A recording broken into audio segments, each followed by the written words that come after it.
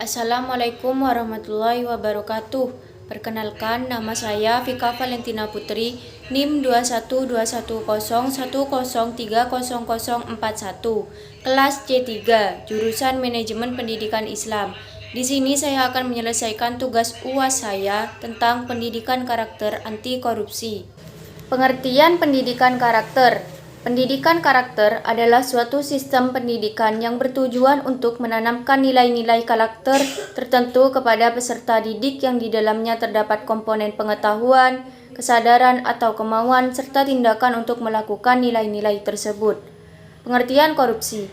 Korupsi adalah penyelewengan atau penyalahgunaan uang negara, perusahaan dan sebagainya untuk keuntungan pribadi atau orang lain. Sehingga pengertian pendidikan anti korupsi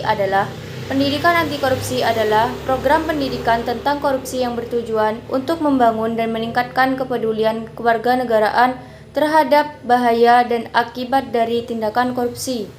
Penyebab orang melakukan korupsi, berikut teori yang paling umum adalah teori Triangle Fraud atau Donald R. Tracy. Ada 3 penyebab mengapa orang korupsi, yaitu adanya tekanan, kesempatan, dan rasionalisasi. Yang kedua, teori Ghosn atau Jack Boulogne. Faktor-faktor penyebab korupsi adalah keserakahan, kesempatan, kebutuhan, dan pengungkapan. Yang ketiga, teori CDMA. Korupsi terjadi karena faktor kekuasaan dan monopoli yang tidak dibarengi dengan akuntabilitas. Yang keempat, teori willingness dan opportunity. Menurut teori ini, korupsi bisa terjadi bila ada kesempatan akibat kelemahan sistem atau kurangnya pengawasan dan keinginan yang didorong karena kebutuhan atau keserakahan. Yang kelima, teori cost-benefit model. Teori ini menyatakan bahwa korupsi terjadi jika manfaat korupsi yang didapat atau dirasakan lebih besar dari biaya atau resikonya. Apa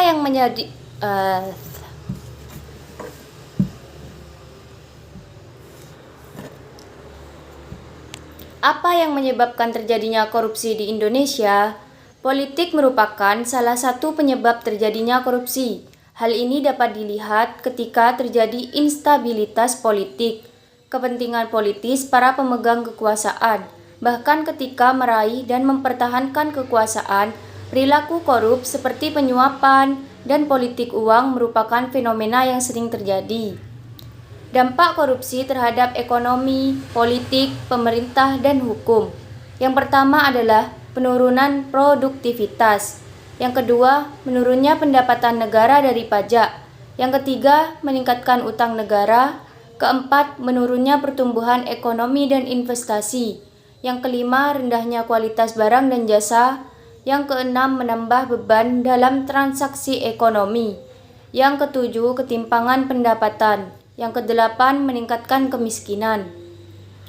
Nah, supaya terhindar dari perilaku korupsi, kita perlu membiasakan diri dengan hal-hal berikut. Yang pertama, punya mental kaya dan banyak bersyukur. Yang kedua, dekatkan diri pada agama. Yang ketiga, jarang berorientasi pada uang. Yang keempat, bersikap jujur.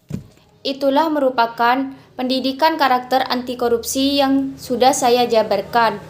Sekian dari saya. Wassalamualaikum warahmatullahi wabarakatuh.